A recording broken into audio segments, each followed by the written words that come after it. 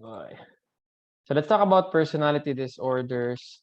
I think it's a really important na issue kasi if you're someone na who's involved in church or at work, I think naka-meet ka na ng somebody with a personality disorder pero hindi mo lang alam na meron pala siyang gano'n. So personality disorder again, sakit siya ha, hindi siya it's not something that they chose talaga intentionally, though siguro na-develop nila through time.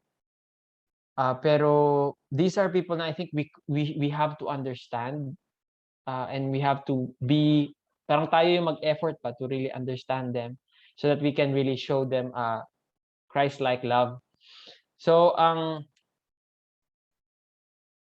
ano, ang para makita niyo 'no why this is important before I discuss it, is because itong mga tao kasi na may personality disorders, they are the people na parang unlovable.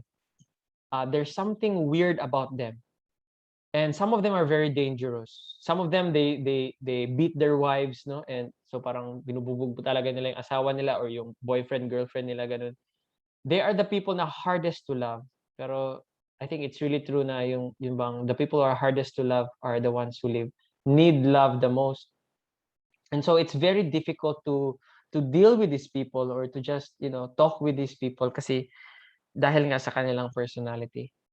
So I hope na we can we can understand them and somehow help them more kasi they are everywhere. Pero first things first, what is personality before we can talk about personality disorders, no? So this is from the American Psychological Association. By the way, Kuya David, ano pala ako, second year medical student sa Ateneo de Zamboanga School of Medicine. So that's why meron akong a little bit of knowledge about psychiatry and about clinical, psychology. And I think it's really helpful for sanctification. Last time we talked about ano kasi, ego defense mechanisms and how we handle stress. So, yeah, ngayon we'll be talking about personality and personality disorders. So again, from American Psychological Association or APA, personality is a way of thinking, feeling, and behaving. Okay, that's for example, anong personality ni Glenn K, 'di ba? Pag tingnan mo, ay si Ate Glenn K, ano 'yun siya, very upbeat, ang kanyang personality, ganyan, no? So personality is a way of thinking, how they think, how they see the world, how they feel, and how they behave. That makes a person different from other people. So an individual's personality is influenced by their experiences. Ano yung mga pinagdaanan nila, no? Nagka-childhood trauma ba sila? Nagkaroon ba sila ng very abusive na father, or they had a very good good model of mother or father? Environment, were they raised during a war like in Afghanistan, or were they raised in a very protected, very sheltered na environment? So the person's personality is influenced by their experiences, environment, their surroundings, and life situations, and their inherited characteristics. And it typically stays the same over time. This is hard, no? Kasi it typically stays the same over time. So if that person has a character problem, like alam mo yung maldita, like maldita talaga, like inaaway niya like everyone, it typically will stay the same over time. It's probably not going to change unless something radical siguro like therapy or that person meets Christ, you know. Pero anyway, they typically ganun talaga sila, you know? That's why we say, 'di ba, yung mga pag naging abusive na yung boyfriend mo, sabi pa nung doctor namin who is head sa Women and Children's Protective Unit. Kilala mo siguro Glenn K, si Dr. Concepcion. Sabi niya pa, siya kasi naga-take ng mga ano ng mga child abuse, battered wives, siya yung naga-deal, mga na-rape na mga bata. So sabi niya, once na yung boyfriend mo starts becoming abusive, no? So first verbally, tapos nagiging kurot-kurot lang, ganyan, tapos nagiging sampal-sampal, suntok-suntok. Sabi niya, bail out ka na girl, you know? Abort the ship. Kapag naging ganun yung boyfriend mo, he's not going to change. And you're not going to change him. So, yun lang, baka maging ano ka, battered wife ka in the future. The thing about ano kasi domestic abuse, no? Let's talk about domestic abuse for a while. It's depressingly common. Yung bang binubugbog yung mga asawa, tapos ina-abuse yung mga anak. And mas masakit pa diyan, verbal abuse. it's depressingly common. It's super, super, super common in the Philippines and in whatever country you can think of. And hindi siya pumipili kung rich or poor, doesn't care. Whatever race, you're black, you're Hispanic, you're Asian, doesn't care. It's everywhere, you know, and they are really everywhere. So yeah, bye Kuya David. Thank you so Yeah. much, guys. Sorry, I need to go. Yeah, Asa bye-bye. makitang treasure chest? Sorry. Yeah, we've just added you. I think you need to check your messenger to approve. Okay, dito na lang. Okay, sige. Thank you so Yeah. much, guys. Bye-bye. Okay. Thanks, Bye Kuya Kuy. Dave. God bless. Bye. Bye. God bless. So, yun lang. Yeah. So, personality disorder. So, personality disorder is a way of thinking, feeling, behaving that deviates, okay? Lumalayo siya sa expectations of the culture. Causes distress or problems functioning, and it lasts over time. And actually, madadiagnose mo lang na may personality disorder ang isang tao if they're 18 plus. Once na 18 years old pataas. Kung 18 pababa, hindi pa yan. Hindi mo pa masabi na may personality disorder siya. So, yeah. Basta meron ng distress, you know, they tend to become depressed talaga itong mga may ano, and they have problems functioning at work or in their relationships. So, yeah. Okay. So personality disorders, they affect at least two of these areas: a way of thinking about oneself and others, way of responding emotionally, way of relating to other people, and ways of controlling one's behavior. So gusto ko magpakita ng ano ninyo from crash course na ano. Kaya alam niyo kung crash course, di ba? Crash course na sa YouTube. Kasi they have a creative way of organizing things. So this is these are the clusters. Kasi ang personality disorders, they are ordered by clusters. So you have cluster A, cluster B, and cluster C. So ang cluster A, ito yung mga mga weird. You know, yung mga weird na mga personality disorders. Siguro kayo, di ba, in college, I think sa college yun talaga ito sila ma-meet. Meron kayong mga weird na classmates. Di ba? Yung bang na weird mo yun siya. Parang ayaw mo silang kausapin, ayaw mo silang lapitan kasi weird sila. So, ang mga examples nito is ang mga paranoid personality disorders, schizoid, and schizotypal. So, ang mga paranoid na mga personality disorders, yan sila yung parang paranoid sila, parang may humahabol, they believe na parang may humahabol sa kanila or parang basta meron sila mga weird beliefs na parang they are in danger, parang ganun. Ang schizoid, ito yung mga walang pakialam sa relationships. Like, kahit sa family nila wala sila pakialam. May mga social gathering, ayaw nila magpunta kasi they just don't care. Yan, they just don't care. Gusto nila sila lang parati, mag-isa. Yan ang mga schizoid. Ang mga schizotypal, may mga magical beliefs. Ito siguro ang pinaka-weird kasi schizotypal, mag-believe yan sila ng mga, magsuot-suot yan sila ng mga costume about magic, ganyan-ganyan. So, yeah, nga Illuminati. So ang schizotypal ang may mga magical na mga beliefs kanyan. Ang cluster B, ito yung mga eccentric and destructive, I think. Ito yung mga hard to get along with kasi ang cluster B is they're dangerous, they can destroy mga relationships, and either they harm others or they harm themselves. Ang antisocial ang pinakadelikado kasi ang antisocial, yan na yung mga nagre-rape ng mga bata, ganyan. Tapos hindi sila naaawa. Wala silang sense of empathy, yung bang ma-feel nila kung anong nafi-feel mo. Pag na-hurt ka nila, na-hurt ka nila. Tapos parang wala lang yan sa kanila. They are manipulative, they steal, they lie.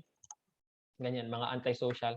Ang mga borderline, ito yung parang weird lang kasi may mga naaalala ko ng mga people whenever I talk about these things. Ang borderline, I think, yung pinaka nakakatakot. Tinatawag siyang borderline kasi parang at the border na siya of mga more serious na disorders. Kasi ito, personality disorders lang ito. It has to do with their character. Para sila pinalaki. Pero ang borderline kasi is parang ang maalala ko lang sa borderline talaga, they hurt themselves. Yan na yung mga naglalaslas, mga nag-i-emo, tapos parang gusto nila mag-suicide, mga ganun. So, yeah, borderline, nakakatakot yan sila. Tapos, ang histrionic, ito yung one word for histrionic, mga igat. Yun na talaga, mga igat, mga histrionic. Kasi, yan na, mag-provocative na sila mga clothing, very thin, ilang clothing, like, pakita gito sila, mga cleavage nila, tapos they want to be the center of the attention parati. Yan, mga histrionic yan sila. Pag dili sila ang center of the attention of the group, parang they will feel, basta they will feel uncomfortable. Dapat sila talaga yung center parati. They would do mga weird acts para makakuha ng attention.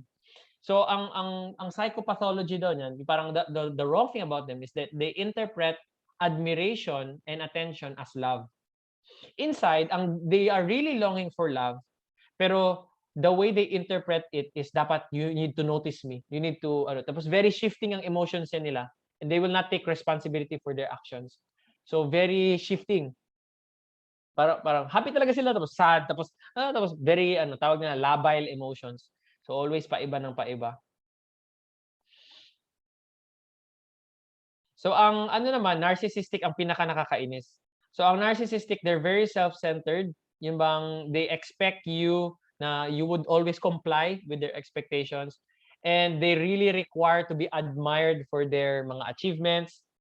Ganyan. So tapos wala din silang empathy. Wala din sila pakialam sa anong nararamdaman mo.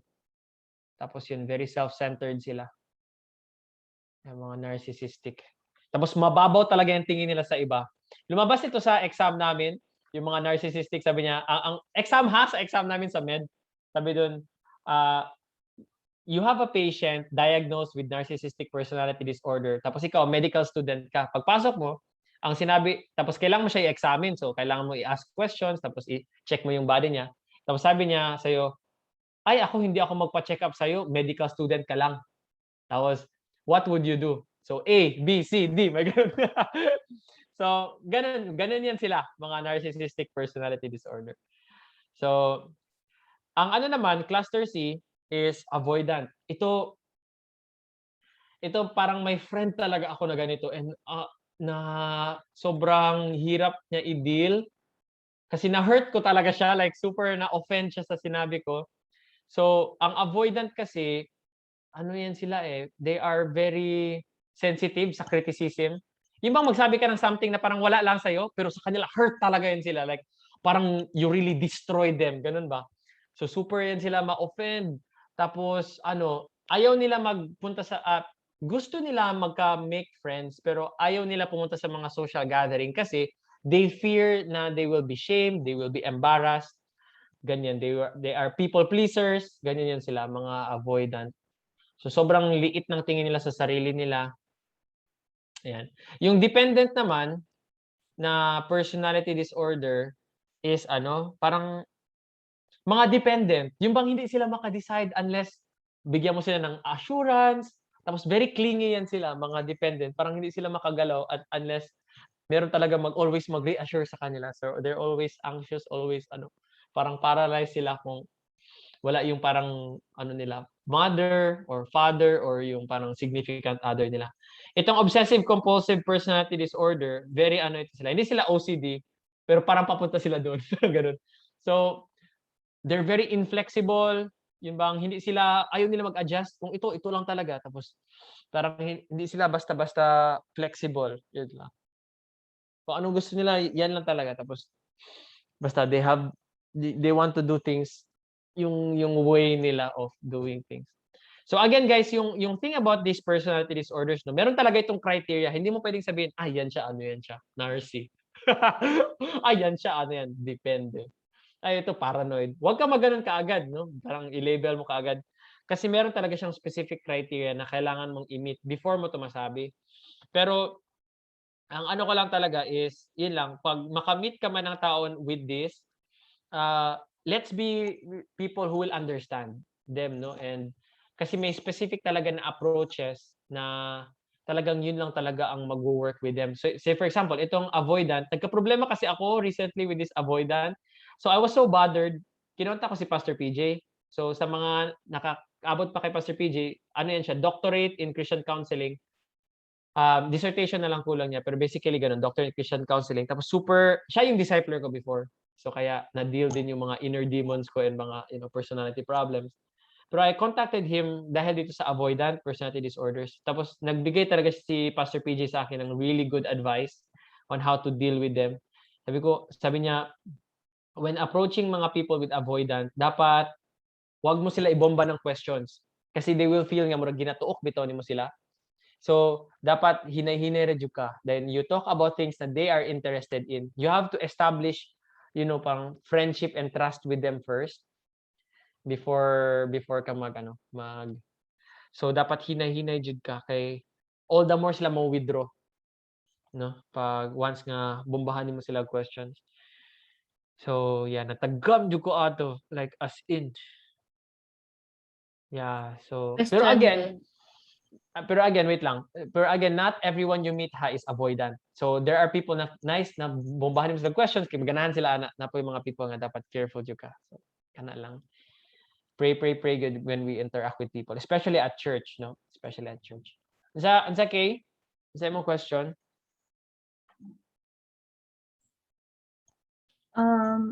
How will you know nga extreme na ni siya nga matawag na siya nga personality disorder? Because I think, people have that some kind of character or attitude.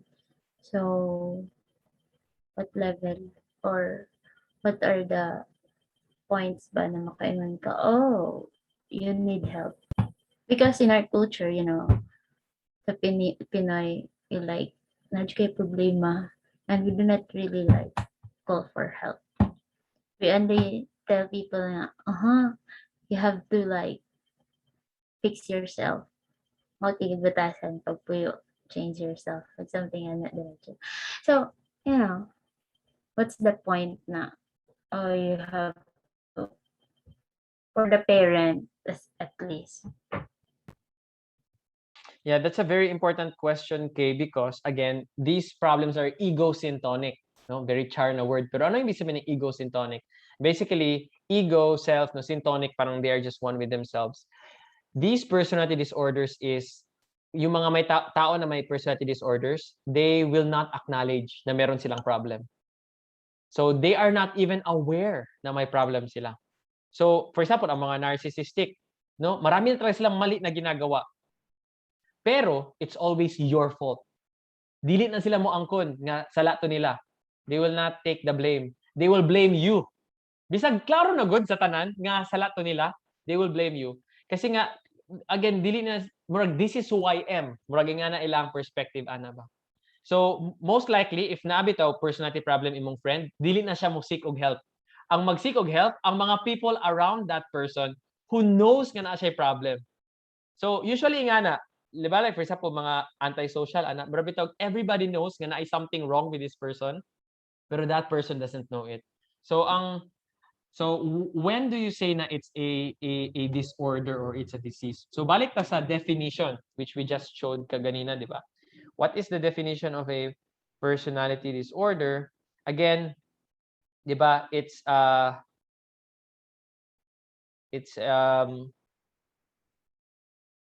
yan. Causes distress or problems functioning and lasts over time. So, it has to cause distress, siguro with the person or with the people around. So, parang they are really, really stressed with that person and paano siya usually mag-behave. Problems functioning, meaning nahirapan na siya sa work, nahirapan na siya, sa kanyang everyday life, and it lasts over time. Meaning, hindi siya parang ganyan lang, tapos nawala na. No, pero it's a pervasive na even in different contexts ganun siya. Like for example, in family ganun siya. In work ganun siya. In church ganun siya. So it's a pervasive na pattern kahit saan mo siya ilagay. So that's when it becomes basically a problem once it's really affecting their daily living and their relationships with other people. Kasi they are not aware na sila ingani. So how should you deal with them? Like ikaw ikaw nga nakabantay nga, something's wrong with this person. Especially That's as Christians and leaders. How should we deal with it? That's a good question. So I think number one is really to understand them and how they see the world. Kasi very, very different ang how they see the world from how we see the world, di ba? Kasi ang ganda yung sabi ni Stephen Covey, yung sa 7 Habits of Highly Effective People, na there are two things about us na very unique. How we see the world, our perceptions, and how we see the world should be, our values. So magkaiba yan. How I see the world, very different from how you see the world, Kay. Meaning, parang yung lens natin ba, yung eyeglasses natin wherein things make sense in the world. Tapos yung values natin are also different. Yung bang values na dapat ganito ang mundo, dapat ganyan. Like for example, Glenn Kay, pag nakakita na meron sa work, 'di ba? Tapos you did something. Ang perspective mo is we should do what is right. Gaganon ka. Pero yung workmate mo, ang perspective niya is you should serve me. You should make me comfortable. Ganon, 'di ba? And you're like, triggered, gaganon ka. I don't serve you, I serve God. Mga ganon. So, there's a difference in perspective. Pero, if you want to really approach that person and to help that person, you have to see the world through their eyes. Na ganun talaga ang perception niya. Na for him, the priority is I need more money. I need a better comfortable lifestyle. Yun ang gusto ko. Yun ang dapat. Yun ang value niya. No?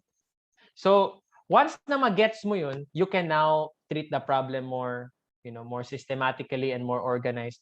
So, you can pray more effectively. Yung expectations mo rin sa kanya, better na rin, di ba? Hindi ka na magagalit like every time kasi nagigets mo siya.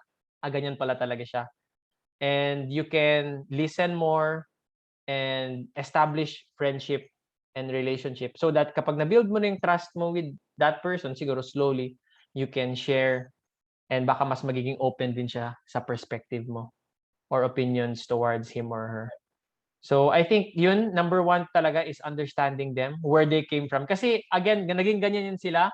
We'll talk about causes later ha, pero naging ganyan sila dahil sa genetics, dahil sa paano sila pinalaki. So childhood trauma, childhood experiences. Like yung borderline, yung parating nagsisuicide, ganyan. Tapos yung meron kaming patient na inabort niya. 6 children ha, inabort niya in the Philippines. Yung isang bata, tinapon niya sa window. Pero magalit ka sa kanila, balik, what? Tapos born again. Born again pa talaga ang ano niya. So magagalit ka sa kanila sa anong ginawa. Pero ang alam mo kung anong history niya na nag-borderline personality disorder is na-rape yung nanay niya. Tapos siya, when she was 5 years old, ni-rape siya ng uncle niya. Tapos nung 11 years old siya, ni-molest siya ng tatay niya. So, yun ang history niya. And so, magigets mo siya na, kaya pala siya nag-develop ng borderline. Ano yun siya drug abuse. Parang yung painkillers, in-abuse niya talaga. Tapos yung husband niya na nurse, parang ginamanipulate niya para makakuha ng drugs. Tapos parang alam mo yung every vein niya and every parang artery niya parang may tusok na ng drugs. Ganun na kasi everyday na siya nagte-take. Born again yun ha. Tapos 6 abortions, imagine that. Voluntary pa talaga na abortions. Gabi yun, para tapos parang in a way magalit ka talaga sa kanila, pero once na ma-gets mo na how they see the world, saan sila galing, mas matutulungan mo na sila kasi you can see the world through their eyes. Pero that doesn't mean na tama yung ginagawa nila ha. I'm not saying tama yung ginagawa nila.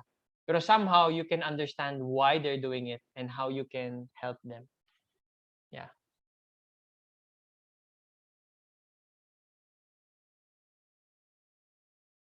Kasi I know some of us here may experiences din with these kinds of people.